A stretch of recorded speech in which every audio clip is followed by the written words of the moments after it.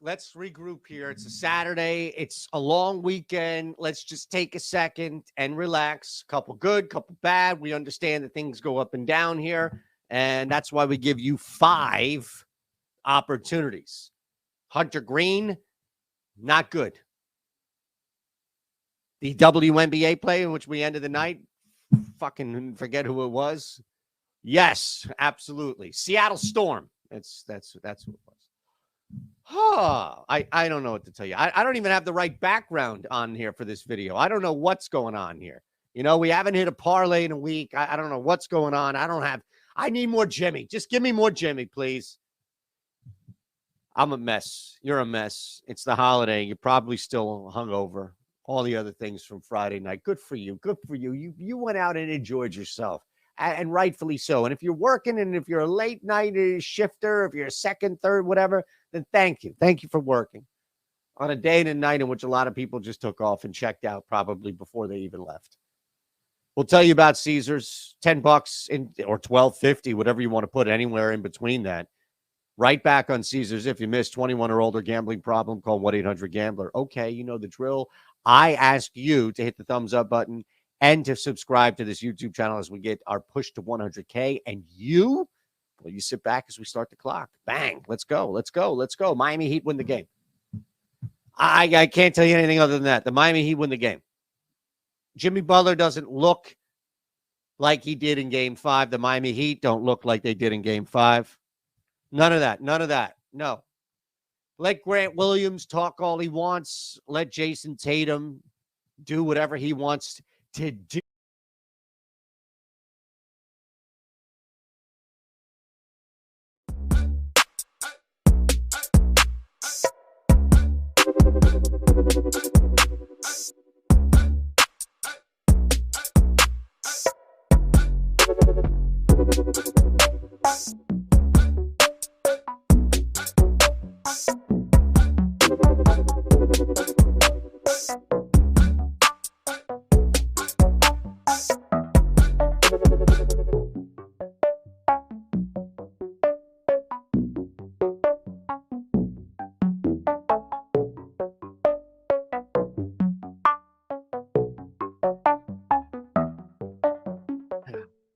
They almost might care at some point. They must have.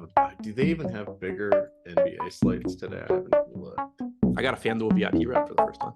Did you really? Yeah. Are you able to put money in now? No, same problem. I still barely play there. I just happened to play there a few days, because I was playing cash for like a month straight, so I was playing FanDuel. Gotcha.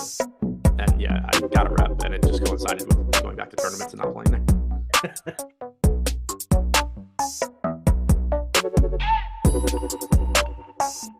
All right, Stochastic, here we go. It's your old pal EMac filling in for Neil Orfield here as I'm joining Adam Ship My Money Share on the Adam Bomb.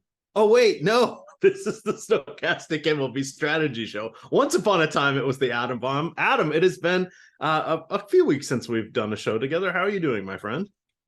Doing pretty well. Running a little late this morning, so I talked shit about Neil yesterday when we kind of started on time, but late start today was my fault. When your DFS downswing gets bad enough, you have to go put the stripper cash back in the bank, and got tied up at the bank. So, oh no! So how many times did you have to count all the ones out for them? Is that what happened? Fortunately, it was hundreds, but yeah, there was somebody in front of me. I think like told them he wanted to cash his check, so they did that, and then he was like, "No, I wanted to deposit it," so they had to like redo the whole thing. Oh, and jeez. there was like a line. It was annoying. That's okay. We've got no shows behind us. We will get through the games. We're covering everything from 1 o'clock to 4 o'clock. We'll do a summary of the 5 late games. You guys can go to the Stochastic homepage, check out the Spotlight Hitters or Spotlight Pitchers and Top Stacks article covering all the slates. FanDuel is doing their main action at 4 o'clock.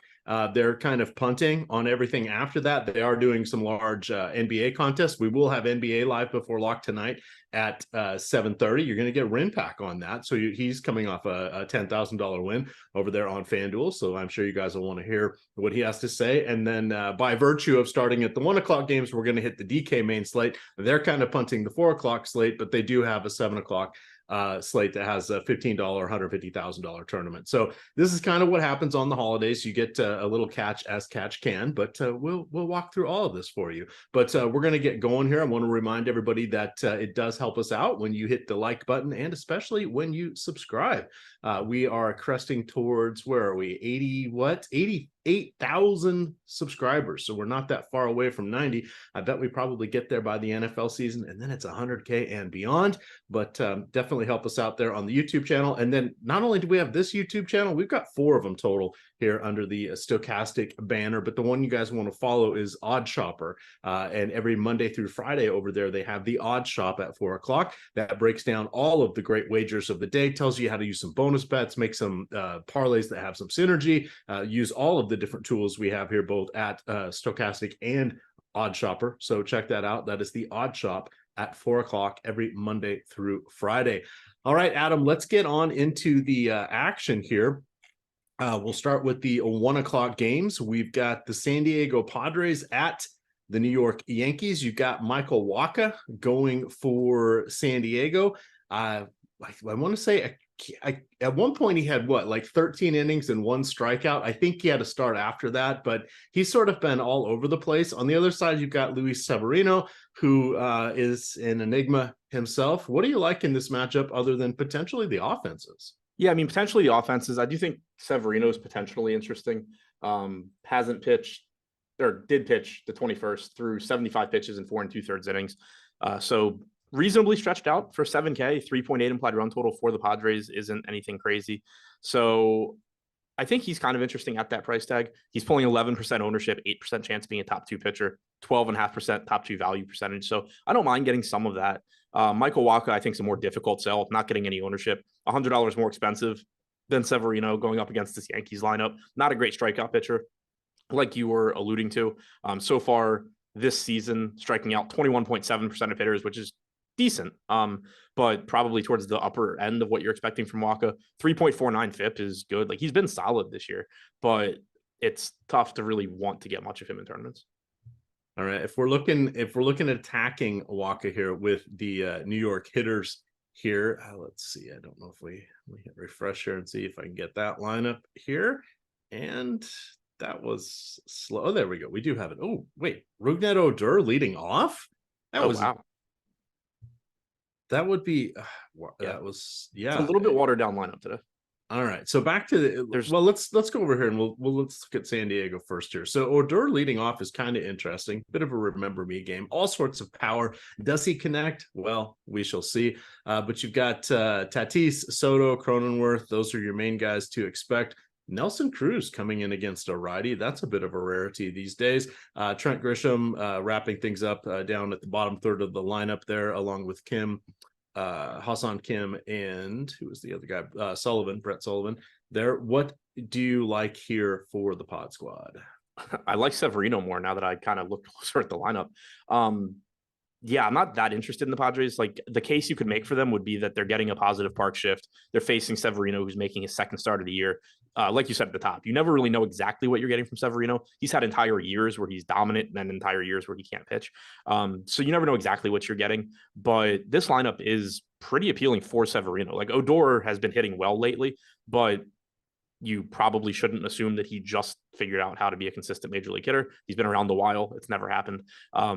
So you have a guy that strikes out a lot leading off here. You have Brandon Dixon hitting 5th, career 32% strikeout percentage for him. Tatis, Soto, Cronenworth, obviously dangerous, but no Matt Carpenter in the lineup makes it harder to stack the Padres, makes Severino look more appealing. No Nola, you have Brett Sullivan catching. So I'm not really interested in the Padres, and the lineup actually makes me more interested in Severino.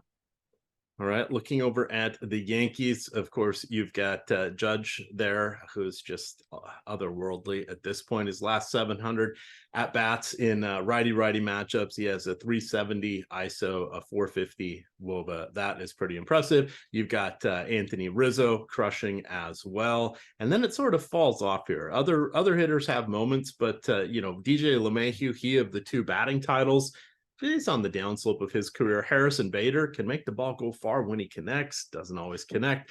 Isaiah Falafa, yeah, not particularly exciting here. This isn't the most exciting or thrilling of lineups. And Anthony Volpe, all the way down to 9. Guess he's getting demoted here. Well, not quite demoted, could be demoted to AAA to figure things out, but he's slid well down the lineup here. How are you feeling about the Bronx Bombers? Decent. Like I said, Waka has been solid this year, striking out 18% of righties, 27% of lefties, 199 expected ISO, 340 expected WOBA to lefties, 167 and 300 respectively to righties. So not somebody that you're really expecting to get lit up, but you do have plenty of power in this lineup. Torres and Judge at the top. Waka has given up more power to lefties this year, but historically he's actually been either neutral or reverse splits. So Torres and Judge, certainly not that you would ever, but you shouldn't be shying away from them. Rizzo looks good in this park. Bader, I think, is reasonable. So I think the Yankees look pretty good. I do think that Waka is maybe a little bit better than he's getting credit for. The top stacks tool will not load for me, so I can't speak to their ownership or anything, but looks like a high upside spot, decent spot for the Yankees. All right, let's move on to our next game here. We've got the White Sox at the Tigers. Jesse Schulten's going there for Chicago. Michael Lorenzen on the other side for Detroit. Michael Lorenzen, hell of a baseball player, had time in the outfield with Cincinnati. He's a decent number 5 starter, maybe. Not a lot of strikeouts there. Schulten's doesn't have a lot of strikeouts either. Potentially looking to the offenses here, or does the fact that one of these offenses is the Detroit Tigers limit us just to Chicago? What do you think of this battle of the Midwest? I think it's a decent spot for offenses. Lorenzen hasn't been terrible at limiting production this year. 242 expected ISO to lefties, 204 expected ISO to righties. The power numbers are bad, but 337 expected WOBA to righties, 353 to lefties. If you go back to last year, 185 expected ISO to lefties, 127 to righties. So he has been worse this year than over the last 2 years combined. White Sox are going to look decent, 4.2 implied run total. Pretty favorable pricing. Andrew Benintendi, only 3,600 is really cheap. Moncada, Vaughn, Grandal, Berger, like these guys are all reasonably priced. Tim Anderson leading off at 4,500. On the other side for Detroit, Schultens has made he's pitched 8 innings in the major leagues, all 3 relief appearances. He doesn't project to be particularly good. The bat has him with about a 21.5% strikeout percentage, 4.79 FIP. I've said it before, for unproven guys, I typically view that projection as sort of like the bottom end of their, median range. ATC has him 22.5%, 4.2 FIP. So doesn't look bad, doesn't look great. Just kind of sets up as a spot where both offenses are in decent spots. They're both favorably priced, but it's tough to really like either one.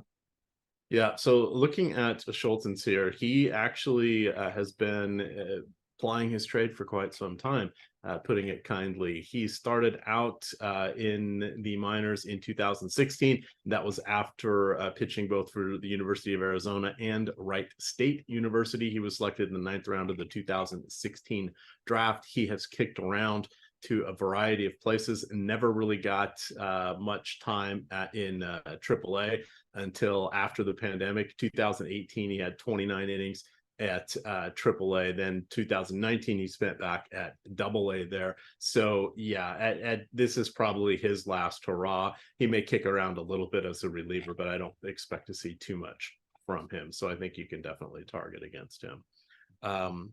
Ready for our next game. A little more intriguing pitchers here. Yeah. Chris Bassett having a solid season with his many pitch types. You've got Pablo Lopez on the other side. Nice strikeout numbers. Of course, they're going against he's going against the Blue Jays. Bassett, on the other hand, gets a Twins team that is missing, probably five, what I would say 4 or 5 regular starters here, and then 2 others are dinged up. Take us through Bassett here first. Is he someone you're willing to roll the dice on as a pitching option, especially on DK where we have to play 2 of them today? I think he looks okay. There are strikeouts in Minnesota's lineup. It is a positive park shift for Bassett. 8,500 is a fair price tag, 4.1 implied run total for Minnesota. He's coming in like 9th in top 2 pitcher percentage at 10%, 6% ownership. So not somebody you're prioritizing, but he is somebody, if you're playing popular bats or you need to save ownership at pitcher for whatever reason, he's somebody that I think you can get to. All right. Adam, representing you as the hangover poster child is Jordan Klein. He has appeared in the chat. He is very, very under the weather, a little bit of the brown bottle flu hitting him there. He's asking me about suggestions for the over 55 menu. So I said the answer is always pizza. A nice, this will make him feel better. A nice pepperoni pizza, pancake stack with lots of syrup. Oh yeah, if that doesn't cure what ails you, I don't know what will.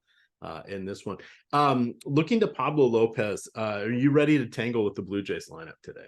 Yeah, it's scary spot, good pitcher.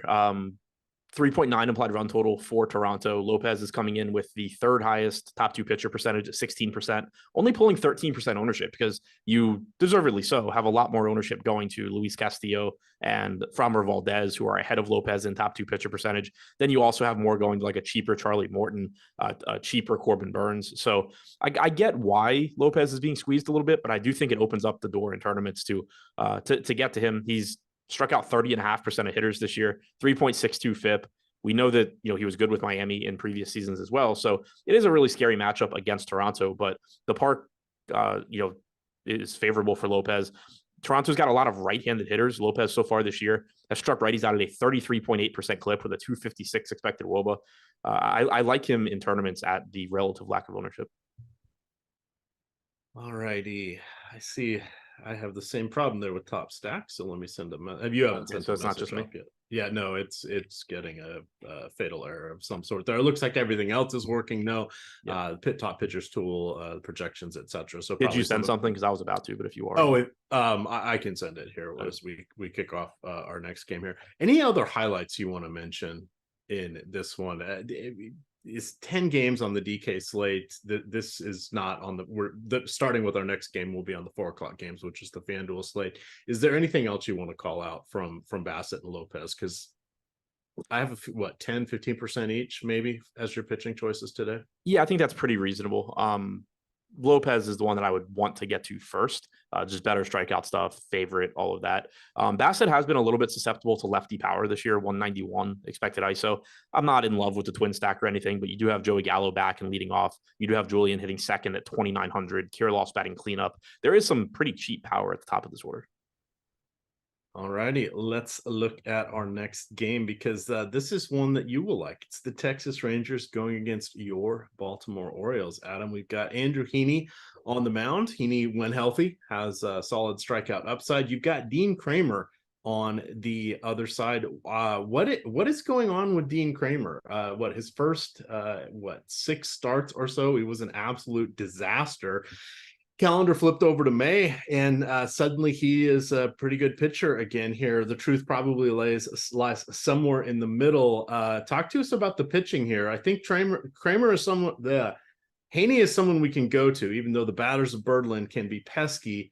Do you trust Dean Kramer? Walk us through that, and I'll get this message off to this. I don't trust either of them, but I'm probably not getting the pitching here too much. Kramer at 6K. I mean, I guess if you just randomly need a 6K pitcher, he works, but very, very tough matchup against Texas. Very dangerous spot for Kramer. He struck out about 19% of hitters this year, 4.85 FIP, 1.5 home runs per 9. He's probably a more talented pitcher than 6K, but the matchup is really tough. I don't anticipate getting much of him. Heaney's concerning too, just because the strikeout percentage has come down this year. And keep in mind, he's on a new team. We saw him go to the Dodgers, start throwing his slider a ton, start getting, striking out 33% of hitters. Strikeout stuff's still been good this year, but 25.7%. He's still allowing 1.5 home runs per 9, 4.8 FIP, 4.7 implied run total for the Orioles. is, interesting as well. It is relatively warm here in Baltimore. It should be 75 to 80 degrees. So ball probably carries a little bit better. If I have to go to one of the pitchers, it's probably Heaney just for the strikeout stuff, but I'm much more interested in the bats in this game. All right. I thought for sure you would have a slight vote of confidence there for Kramer, but it's okay. It's okay. Go through Texas here. I mean, this lineup has been absolutely phenomenal. They've got Corey Seager back. He missed 3 or 4 weeks there with the strained hamstring.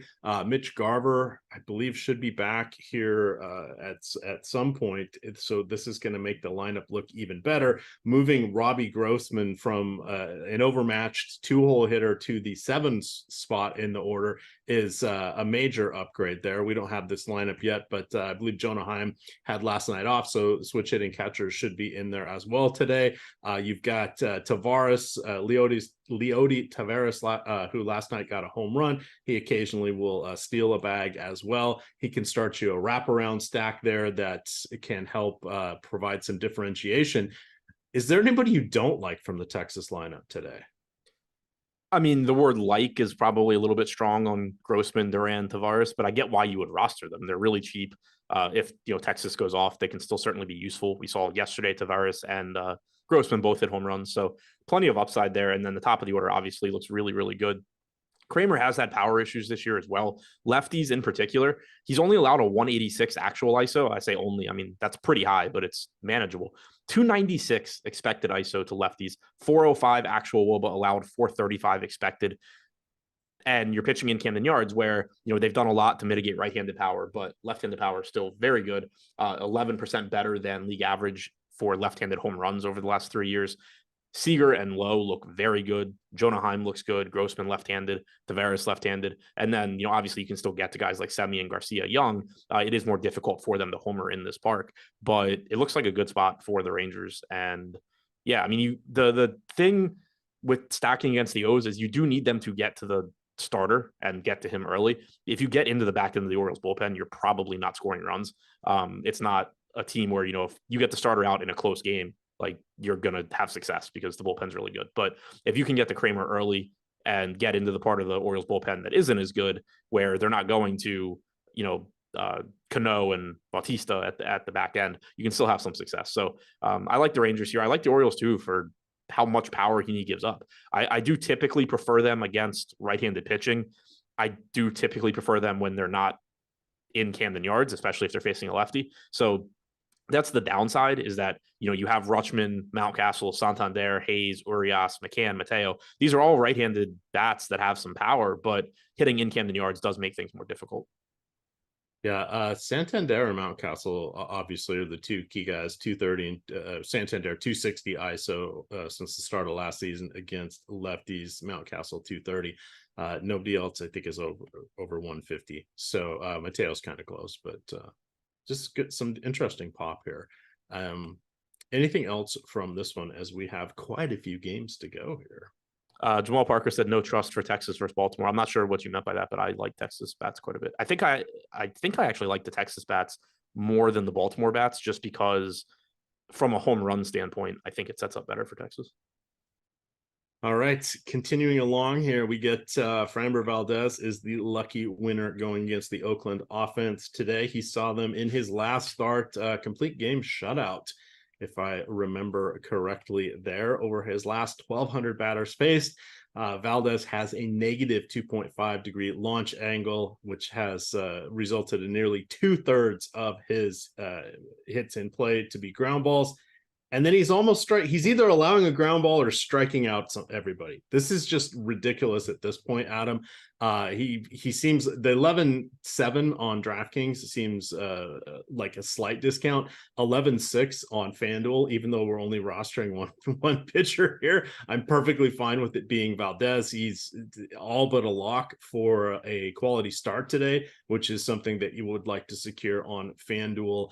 How are you feeling about Framber, especially since we're earmarking so much of our salary cap towards him?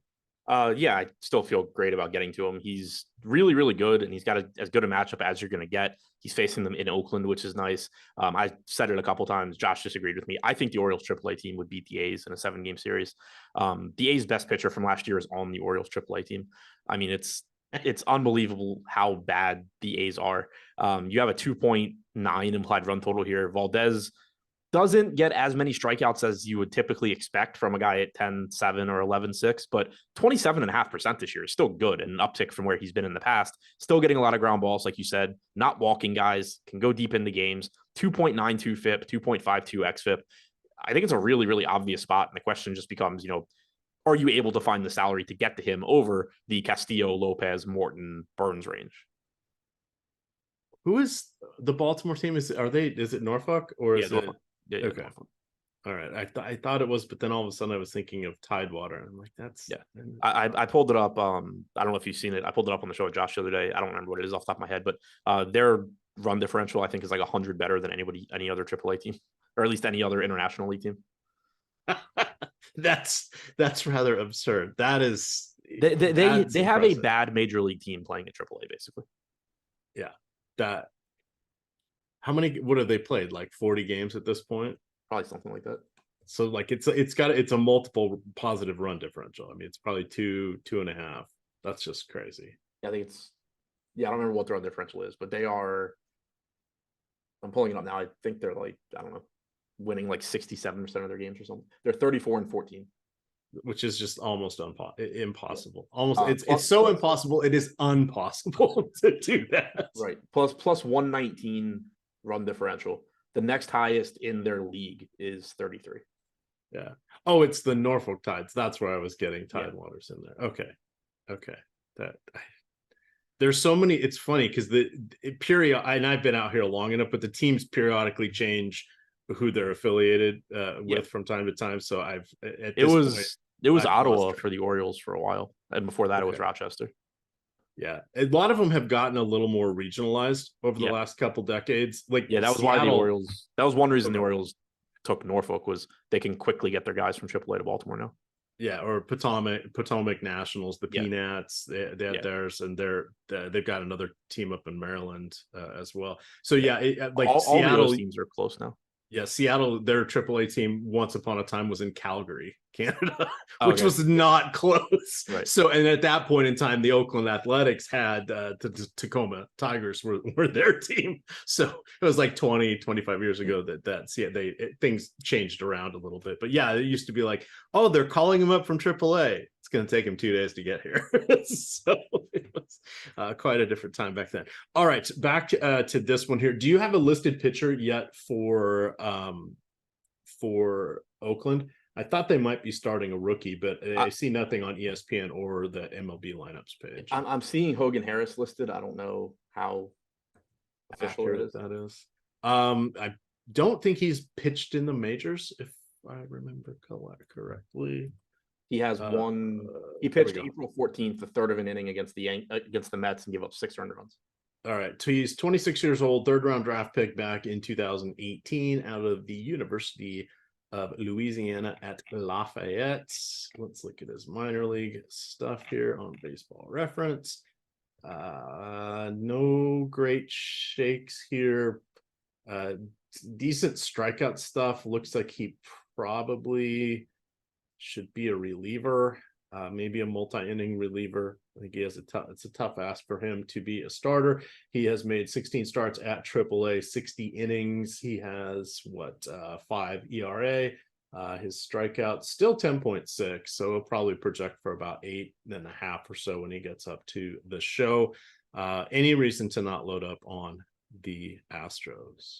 No, not at all. The guy seems pretty bad. Like I said, just not that you're reading anything into it, but unbelievably bad debut for him. 6 earned runs in a third of an inning is about as bad as it gets. Walked 5 guys. 5.92 FIP at AAA this year, 5.76 last year. Now, granted, keep in mind that is in the PCL or whatever they call it now. I don't remember if they changed the name. So you can't read into that too much, but it doesn't project to be particularly good, doesn't project to be particularly bad. It is noteworthy, I guess, that the ATC projection model does have him for a 24.5% K percentage, but also a 12% walk percentage. I was going to say, but check out his walk rate. yeah, 4.33 FIP. I mean, I don't expect him to have much success here against the Astros. Yeah, the only thing that sucks is that the game's in Oakland for Houston Mets. It's an aging Nuke Lelouch. basically. Most projection systems on FanGraphs, Zip, Steamer, etc., they've got him around 4.5 walks per 9, as high as 4.8 and 5.2. Strikeouts, more impressive than I thought. They have him for over one per inning, but God, that walk rate's going to kill him. That's just not going to work out. I do see, is that Josh Engelman in the chat? I guess he just couldn't stand being away from you this long, Adam. That's you said Josh? You. Yeah. That's a rare appearance that he's here with us. So thank you, Josh. Thank you.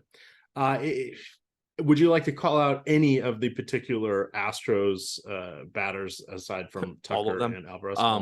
You probably shouldn't need the reminder, but I don't care what hand Hogan Harris throws with. You can still play Yordan Alvarez and Kyle Tucker. How are we at least 3 years in of them just blasting with the 240-ish ice? And I'm not even looking at it. It's around a 240-ish ISO. That gamers still go away from them in lefty-lefty matches. And I mean, to be fair, like I don't know that they do, but I just figure you're going to get like one comment or one question about it, and it's just easier to point out that you can still go there. Yeah, absolutely. And the best was 3 seasons ago, I guess, when the Mariners had like 4 lefties and they'd have to go play Houston. And that was when they still had George Springer, et cetera, et cetera. Oof, that was a nightmare and a half for Mariners fans. But let's get back to today. Let's get back to this year, actually. That's probably more helpful. A couple good pitchers here in our next one, Adam. You've got the Philadelphia Phillies in Atlanta taking on the Braves. Zach Wheeler going for the Phillies. He's a 26% strikeout rate on the season, 3.55 xERA. Charlie Morton, the xERA is a little high. This is Morton. I think he's 37 or 38. Still kind of gets it done. Not as many strikeouts as he sort of had once upon a time. Does enough with his ground ball rate that he can just handle the punishment from opposing offenses here. Both of these offenses, very, very good. Does that make you want to stay away from these pitchers, or are you willing to scatter them into tournament lineups? I think you can still play him in tournaments. Morton's pulling 22% ownership because he's so cheap on DraftKings at 7,900. Still a scary matchup against the Phillies for sure. 4.3 implied run total. Morton, you also have the question of like, all right, how much longer is he going to be a good pitcher? But he has still been solid so far this year, striking out 23.5% of hitters. FIP just shy of 4, xFIP just over 4. So still looks solid. And at that price tag, I think he is a good play. Zach Wheeler on the other side is interesting in tournaments because the matchup against the Braves is very difficult. You have a 4.7 implied run total for Atlanta. But you know, we do have a pretty long history of Wheeler being a very good pitcher, striking out 26% of hitters so far this year, 2.9 FIP, 3.65 xFIP, and he's only 8,900, pulling 8% ownership. So like, I get why the ownership is relatively low, but I also don't think that Corbin Burns against the Giants should be 3 times as popular as Zach Wheeler for, you know, a $600 price difference. I like Pablo Lopez, and I think that he's probably going a little bit underowned, but if you just compare him to Wheeler, I don't think he should be, you know, 1.5 times as popular either. I think they're pretty similar. Is there any hitter you want to call out here? It doesn't individual like it. Yeah. Not really, because kind of the way I view this is like there's not going to be one specific hitter that matches up well against Wheeler or matches up well against Morton. Obviously, you know, Ronald Acuna is better than like Arcia or something, but I kind of view it more as like more likely if I'm getting to these offenses to be stacking them, because if you get a good Zach Wheeler game, there's not much that you're expecting out of Atlanta. But if you get, you know, the like an average Zach Wheeler, you know, like where Zach Wheeler is fine, but not as good as Zach Wheeler normally is, then you're just kind of want all these Atlanta guys. So I think in a perfect world, I kind of end up stacking or not getting to the offenses. All right. Pod Degenerate Stoner would like to know, is this a sativa or an indica slate? I don't know. It's been many. Back in my day, we just used to call it weed.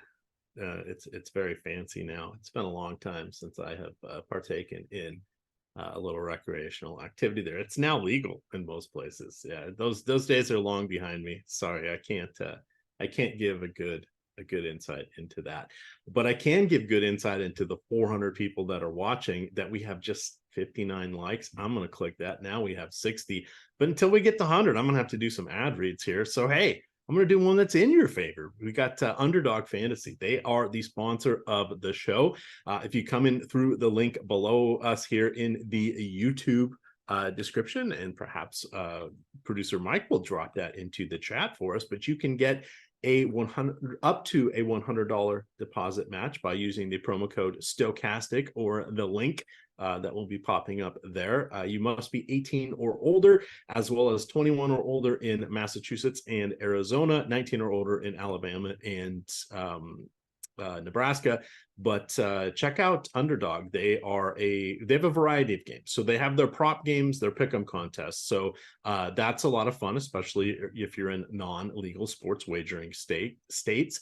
You can do 2, 3, 4, or 5 or 6 parlays. You can do, they have parlay insurance now. You can build out parlays to get up to 20x your funds. They also have daily drafts. So they will put out drafts where you're going against other gamers to build out a lineup in a variety of sports. That's a lot of fun. You can build out PGA tournament lineups. You can do single day lineups for NFL, NBA, MLB, etc. They've got best ball, NFL, multiple style types. They have the larger contests. They have the standalone leagues.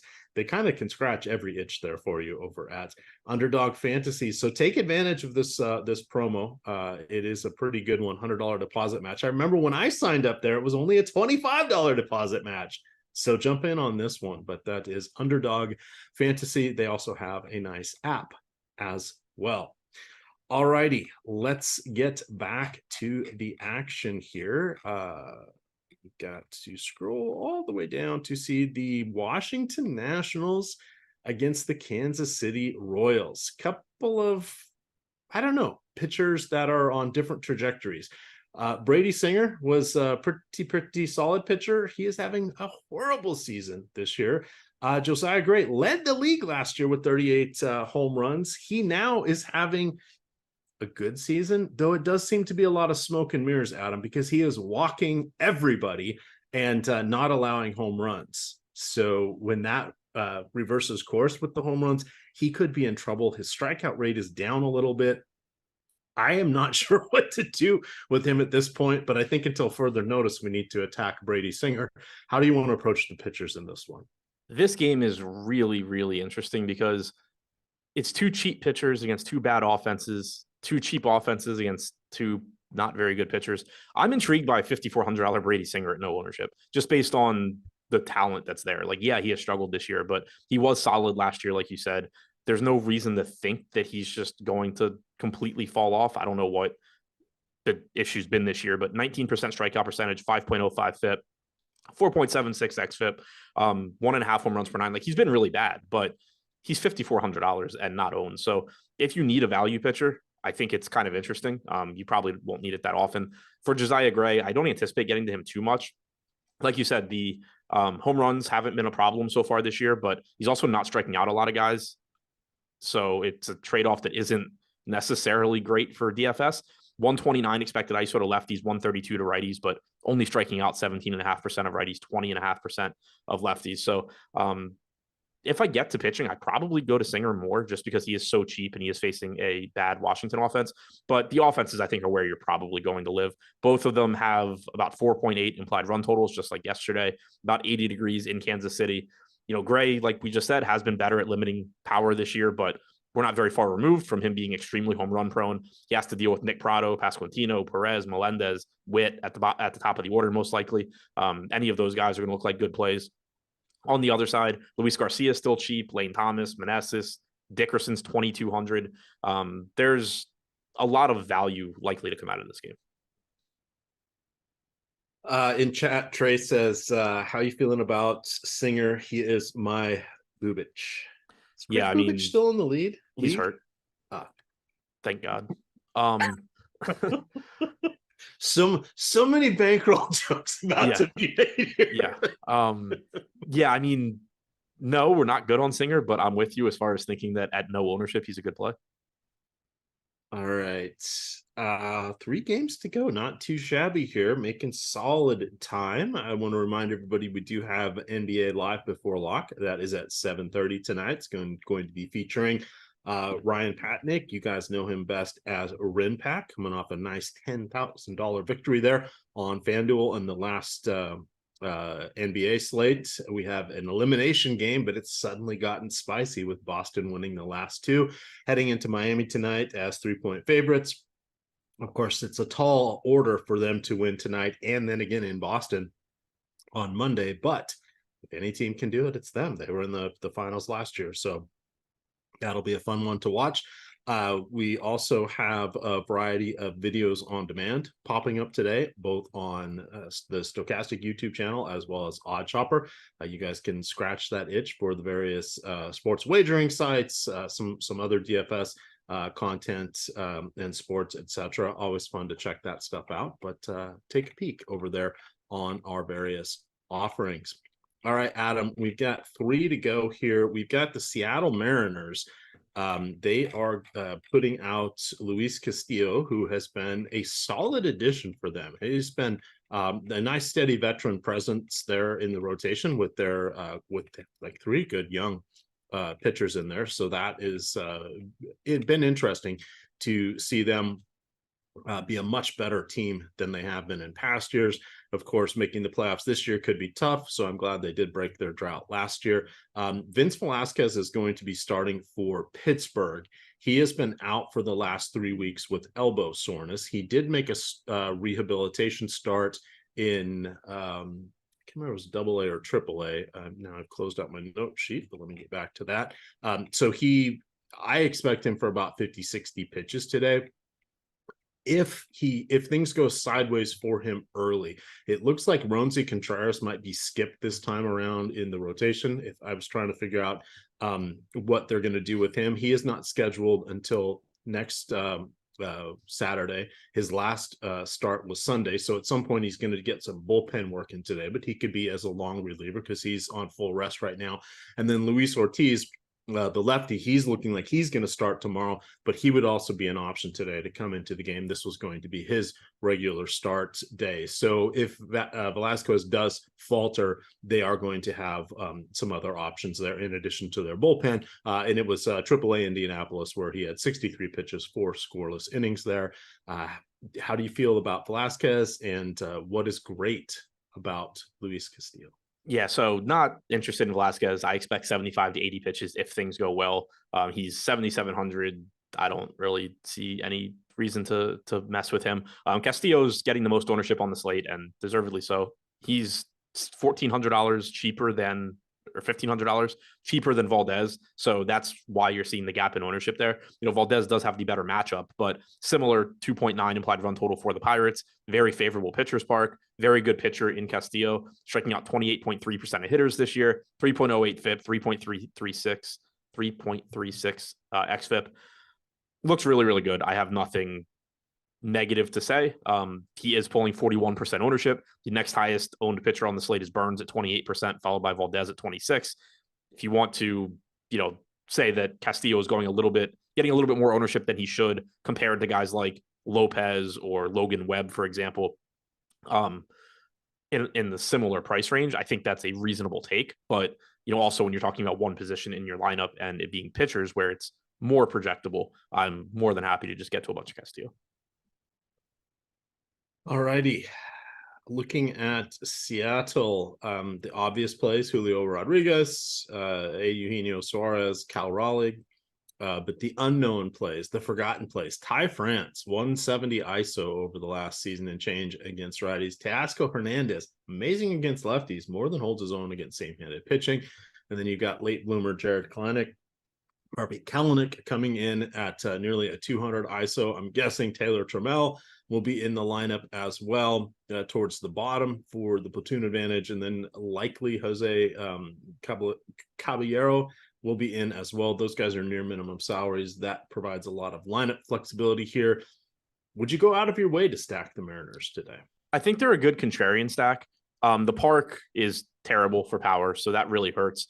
We don't know what we're getting from Velasquez. He's a volatile pitcher anyway, and then you add in the elbow problem. So there is certainly a lot of upside here. 4.6 implied run total. I like that you're not getting much ownership. Rodriguez projects to be the highest owned guy on the Mariners at 6%. Cal Raleigh's at 6%. Everybody else is 3.5 or less. So you're essentially getting unowned Mariners who do have a lot of power. Just, wish it was in a different park. But I think they're a good contrarian stack. I don't think that they're, top of the list in terms of likelihood of succeeding, but I do like the lack of ownership that's coming in there. Ready. Let's look here. Oh, here's some more fun. Since we did not get to 100 likes, only 93. Now we're up to 460 people watching. I'm going to tell you guys, you're forcing me to tell you how to get 30 days of Stochastic Premium free, as well as a nice little wager backup here with BetMGM. So key things you want to know is they have up to your first wager up to $1,000. If it loses, you will get bet credits back for that. So that's a nice out for you there if you have a run of bad luck with your first wager. But you will also get 1 month of Stochastic Premium for free. So here's how this works. You use the link below us here, either in the chat or in the YouTube subscription, or the promo code Platinum Sub. You go to BetMGM, you make your account, you make your first wager of at least $10. Once it settles, they're going to send you a promo code for 30 days of Stochastic Premium. Your first bet, if that loses, you will get paid back in site credits equal to the amount of what your first wager was, up to $1,000. So if you put in $10 and you lose on that wager, you're going to get $10 in bet credits. You put in $1,000, you lose on that wager, you will get $1,000 in bet credits. So it's a nice way to try things out. Reminder, the legal age for gambling in most states is 21. And if you or someone you know has a gambling problem, please call or text 1-800-GAMBLER. But that's a good way to get 30 days of Stochastic as well as a risk-free first bet. Okay, Adam, we got 2 games to go here. We've got no weather issues, which is nice. Looks like it's going to be sunny most everywhere. This one is no weather concerns because it is in Milwaukee where they have a convertible roof here. You've got the Giants taking on the Brewers. Logan Webb, solid-ish strikeout rate. It tends to come and go with him. We now know that a couple seasons ago when he had that phenomenal strikeout year, that was a career outlier, but he still has opportunities. You never know when they're going to happen. Corbin Burns on the other side, his strikeouts are down a little bit, but he is just 2 years removed from winning the National League Cy Young. He'll be going against a mostly left-handed lineup. I don't think that should be too much of a problem for him because it's not like there's any terrifying hitters there for the Giants. You can pretty much say the same thing about the Brewers here. They have Willie Adames and Rowdy Tellez. Okay, they got Rowdy Tellez. That's it. We talking pitching here then, I guess. Yes. Corbin Burns scares the shit out of me. He's 8,300. He's getting 28% ownership. He's the second most popular pitcher on the slate. I think this is one of those, it's kind of like Peralta yesterday, who I said I thought was going a little bit over-owned. I said I thought the Giants were a good contrarian play. I ended up with more Peralta and not the Giants, and just got to watch that happen. But it kind of reminds me of that here, where I understand why Burns is getting the ownership. His salary is $8,300. So yes, Corbin Burns this year has been a shell of what Corbin Burns used to be, but old Corbin Burns would be 10.5. So the salary is accounting for a lot of the, bad feelings that you get when you click Corbin Burns' name right now. But the fact that he's pulling so much ownership still just makes me hesitant because he hasn't been very good this year. He is striking out 21.7% of hitters, 21.5% of hitters, 4.82 FIP, 4.42 xFIP. Like, he's been fine, but he hasn't been. If you knew this is what Corbin Burns was, he's not 28% owned here. He's just like correctly priced. So that's kind of my concern. Is it is more likely than not that Corbin Burns starts getting back to at least some version that is better than we've seen so far this year, but it's not guaranteed, and the field is kind of acting like it's like it is. So that's my concern. The Giants also not a bad offense, not a lot of name value in their lineup outside of a couple of guys, but they do have quality hitters. They are getting a nice park bump. So I think Burns is a good play. I would expect to get to him before I get to the Giants, but I do kind of like the idea of maybe stacking some Giants and maybe turning Burns into some of the other lower owned pitchers in his price range. I said it before, but turning some Burns into Zach Wheeler, for example, even though Wheeler has the more difficult matchup, at 1/3, the ownership's going to make some sense. If you can find the salary to get to Logan Webb on the other side, decent strikeout matchup against Milwaukee. Like you said, strikeouts this year are up for Webb. He's always been good at preventing runs. It is a negative park shift for him, but You don't have Willy Adames. He's out with a concussion. So you get a little bit of a watered down Brewers lineup. I think the pitching here looks good. It's just like the ownership on Burns scares me. So I'm just looking here. So we'll call him a top 4 pitcher because Castillo stands out as for reasons as you mentioned. Valdez slightly suppressed just because of the salary. So Burns is the third most popular. This feels, with his current iteration of where he is, this feels like insurance stacks make a lot of sense. And it's not even, at this point, it's not like insurance stacks would be going against him last year. Him this year, it's sort of like, wow, what's happening? Is he masking an injury potentially? He allowed 4 home runs. Granted, it was to Houston in his last start. He has allowed just 9 on the year, but 6 of them have come in his last 3 starts. So that's a little bit concerning here. I do like your point of going to the Giants here. One thing I forgot to mention it. One thing that does work in Burns' favor here is even if he's always been good at limiting power to lefties, but even if you just specifically look at this year where he hasn't been very good overall, he has a 22% K percentage against lefties, 21% against righties. So nothing crazy there, but sub 100 actual ISO and expected ISO to lefties, 255 expected WOBA to lefties. It's righties that have been getting to him more so far this year. 204 actual ISO, 232 expected, 349 actual WOBA, 357 expected. So again, not to say that like if you're playing the Giants, you wouldn't want to play Lamont Wade and Conforto and Yastrzemski, but the fact that most of the best hitters on the Giants are left-handed, even with Burns' struggles this year, he's done a very good job of limiting production from that side of the plate. Yeah, it's not like you're going against Desclafani or Julio Teheran or somebody just has massive issues against lefties. And I mean, and Burns has always had that really good cutter, which is a pitch that just bears in on left-handed on your hands and makes it hard to hit for power. So like he's somebody where it makes sense, not necessarily for him to have the issues he's having with righties right now. Like he's better than that. That doesn't make sense, but it does make sense for him to continue to have success against lefties.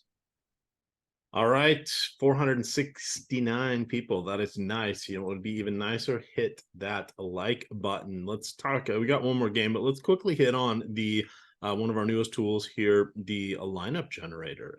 We now have it for MLB here. So if we can get producer Mike to pop that up on the screen, that would be phenomenal. But key things that you have here, you can utilize it for the main slates on either DraftKings or FanDuel. You can choose once you choose your site of choice. Let's look at FanDuel today for fun. But you can choose your stack formats. On DraftKings, you can go 5-3, 5-0, or 4-4. On FanDuel, you can go 4-4, 4-3, or 4-2-2. You don't have to put any thought into that. This sort of acts as your optimizer on a bit of a discount. So what it does is it creates nothing but positive expected value lineups. So that means there aren't going to be crappy lineups in there. So you're not going to have to worry about cutting out the bottom 20% of your lineups. And this is baseball. Baseball is, of course, different than basketball when it comes to ownership. So it's pretty easy to get contrarian lineups in baseball. Even if you are going with the top 2 pitchers in a relatively chalky stack, you still have 3 or 4 other spots in your lineup that you can utilize for differentiation. It is not that hard to get 5% or less owned hitters that are in good spots that will differentiate you from the rest of the crowd. But let's look at this here. So once you go over to, we've chosen FanDuel, you can now lock in a pitcher if you would like. Let's skip that for today. But you can also choose your lineup type. Even if you're building chalky and you play around with this, you're going to see that you're still getting enough differentiation in your lineups that they're going to be contrarian enough against the masses. So you can build out up to 20 lineups. You can build them out. The masses or dumbasses? Well, it's kind of one in the same. Yeah, I mean, it's. I just wasn't sure which one you said. I realized it was the same thing. Sean B, can we get a ruling? This is like Sean B fighting Brandon Katz, right? So we'll see. Sean B, you would be the masses. Brandon Katz, he is the dumbasses. Just to be clear, Sean B. What would Sean B do? I don't know. I don't have my t-shirt in Florida, Sean. Sorry. I'm sure you're lurking in chat. In any event, you can save up to 20 lineups there. You can build them out one at a time, discard the ones you don't like, save the ones in the holding pen. Once you get up to 20, you can take a look, see how your that particular population of players has worked out for you. Of course, if you're locking in players, you may not like how it balances out, but then you can just save the lineups you want. easily export those into DraftKings or FanDuel. They'll come right out in the usual format that you need to just copy it right into the template and upload it into your already existing entries. So it's you can dismiss certain lineups that you don't like. You could remove players. You can lock players in, as we mentioned. So this is a great way to build lineups quickly. Your first week, it's just going to be $4.95. After that, it's $9.95. So it's like $1.20 a day to build out good lineups. Even if you're only playing 10, 20 bucks a day, totally worth it, right? It's like, do you want to pay the rake or do you want to actually try to win here? So check it out. You cannot buy time, but this helps you not squander it. So check that out. All right, Adam, final game here of the slate. We're turning this one over to you. Clayton Kershaw going against Tyler Glasnow. I believe this will be the first start for Glasnow this season. Tough one, but going against the Dodgers. Of course, I can almost see the stadium from my place. Not quite, but it's not that far away. If I wasn't having a bunch of friends and family over today, I would think about going to this game, Adam, because you can get Rays tickets for a song, literally for a song. You just stand out there. They don't even have a box office. I'm not sure if it's like this at other stadiums. It's been a while since I haven't been since the pandemic, but they make you download an app and then you just buy it off whatever, but you can just sort by cheapest games. So you can get $7 tickets. Boom. Yeah. I already missed that in Baltimore. Yeah. Oh, did they get rid of that? No, I meant cheap tickets. Oh, cheap tickets. Yes. It's much improving lineup here. Great lineup. Yeah. Nobody wants to go to the game when you can be outside. Baltimore loves the Orioles. They just get tired of 10 straight losing seasons. Gotcha. But yeah, as soon as they get good, tickets go up and the stadium's crowded. The glory days, though. Those are so much fun when you have a good team. Clayton Kershaw, Tyler Glasnow. Kershaw, not his usual apex self. We're probably not going to see that again. I mean, multiple Cy Youngs, absolute dominance, one of the best left-handers ever to play the game. He's still pretty good. He's probably a top 10, top 20 starter here. This is a tough lineup for him against the Rays. Why is it tough? Well, the Rays aren't exactly great, but they have the most home runs in the league and one of the toughest offenses in the league, and everybody overperforms. Yeah. And that's seemingly happening every year. Well, not leading the league in home runs, but the everybody overperforming aspect of this. How are you feeling about Kershaw? Are you willing to risk Glasnow? Take us through our final matchup. So I think Kershaw is another interesting one in tournaments. He has the tough matchup, like you said. It is a good park to pitch in. 12.5% chance of being a top 2 scoring pitcher, 9% projected ownership. He is a bit more expensive than Wheeler, Burns, Morton, Lopez. He's $300 more than Castillo. So you're not getting, the best value there. But in baseball, it's just a little bit easier to find that extra salary typically because you just can find so many relatively cheap hitters that still have upside. So, like I said yesterday, it's different than basketball where, you can't just compare somebody $1,500 more expensive to somebody else. In baseball with pitching, you kind of can because of the way hitting works. So I am intrigued by Kershaw. He's still been really good this year. He's striking out 30% of hitters. Every pitcher on the slate has a lower strikeout percentage than Kershaw, except for Pablo Lopez. 3.31 FIP, 3.09 xFIP, still only walking 6% of hitters. He's still been really good. You only have a 3.9 implied run total here for Tampa Bay. I'm interested in Kershaw in tournaments. Glasnow, I don't think you can really get to through 67 pitches in his most recent rehab start. He is really, really, really, really good. But assuming he's throwing something like 80, 85 pitches here, I have a hard time paying 8,600 for him, especially on a slate like this where, yes, Tyler Glasnow can still get it done in 80, 85 pitches, but you have enough talent on this slate pitching wise. Now, granted, some of them have tough matchups, but so does Glasnow. You have enough talent where it's just I don't really want to be paying 8,600 for, let's say, 80 pitches of Glasnow when you still have the talent of Wheeler, Kershaw, Lopez, all these guys that can, if they're pitching well, go 20 pitches beyond that. Any hitters you want to call out specifically for the Dodgers? No, not worth it. I mean, this, I guess, has the caveat of Tampa Bay and the Dodgers are 2 of the 4 teams that I think I've named that if you just stack them every day, I'm positive you're up money this year, but I'm not getting to them.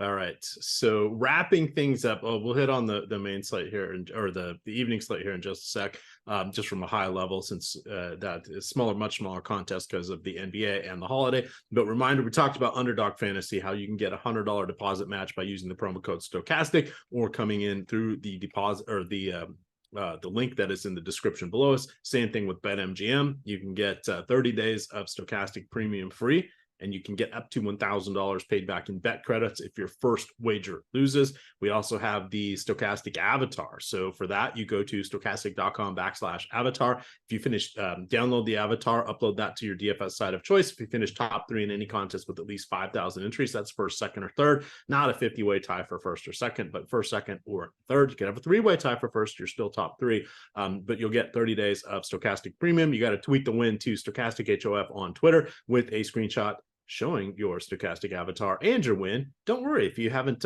met that criteria. Just send all wins, large and small. We like to celebrate them, and a good chance Laffy will feature you on the Stochastic Live Before Lock the week after you win. So check that out on the Hall of Fame segment.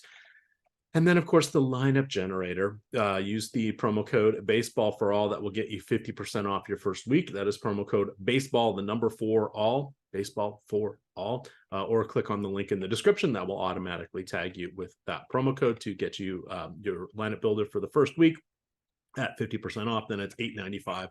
After that, you can follow Adam on Twitter at ShipMyMoneyDFS.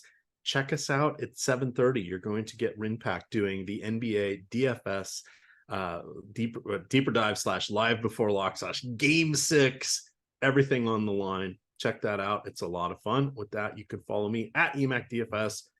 It is Stochastic_COM. Good luck, gamers. Be smart out there. It's a holiday weekend. Uber and Lyft are your friends. Be safe. Quit asking me questions. Yeah, I know you, but we ain't friends. Quit asking me questions. Yeah, we in this section, but you can't get in. Quit asking me questions. Yeah, I got the new Chrysler, blue with the tint. Quit asking me questions. I'm tired of these questions. Asking me questions, I want my questions. They all in my business like TMZ, but back in the day they ain't noticed me. They weren't coming to see me like Otis, but I always felt like the coldest. I had a little chip on my shoulder, then I got older and older, and I had to flick it off. I feel like a boss, like I'm Ricky Ross, but I got no Maybachs. They do anything for the clout. It's thanks when they say that. If I take your girl, don't be in my DM, asking for your payback. We say it's a lot of things like money, but hoes gonna say that. And homie, they straight facts. Yeah, I know you, but we ain't friends. Quit asking me questions. Yeah, we in this section, but you can't get in. Quit asking me questions. Yeah, I got the new Chrysler, blue with the tint. Quit asking me questions. I'm tired of these questions. Asking me questions, I want my questions. Yeah, I know you, but we ain't friends. Quit asking me questions. Yeah, we in this section, but you can't get in. Quit asking me questions. Yeah, I got the new Chrysler, blue with the tint. Quit asking me questions. I'm tired of these questions. Asking me questions, I want my questions. The grass greener on the other side. I took a peek in that grass red from all these homicides. I mean, you gotta look alive, cause in the field get live. Or you gon' have your mama crying, asking God why. Why is my son in that casket? Why he get caught lacking? Why was he acting tough knowing damn well he bad at acting? His girl say he be tripping, but the ops say he wasn't packing. Some niggas just wasn't built for the other side. Yeah, I know you, but we ain't friends. Quit asking me questions. Yeah, we in this section, but you can't get in. Quit asking me questions. Yeah, I got the new Chrysler, blue with the tint. Quit asking me questions. I'm tired of these questions. Asking me questions, I want my questions. Yeah, I know you, but we ain't friends. Quit asking me questions. Yeah, we in this section, but you can't get in. Quit asking me questions. Yeah, I got the new Chrysler, blue with the tint. Quit asking me questions. I'm tired of these questions. Asking me questions, I want my questions. Question. Quit asking me. Question. Quit asking me. Question. Quit asking me. Question. Quit asking me. Quit asking me questions. Yeah, I know you, but we ain't friends. Quit asking me questions. Yeah, we in this section, but you can't get in. Quit asking me questions.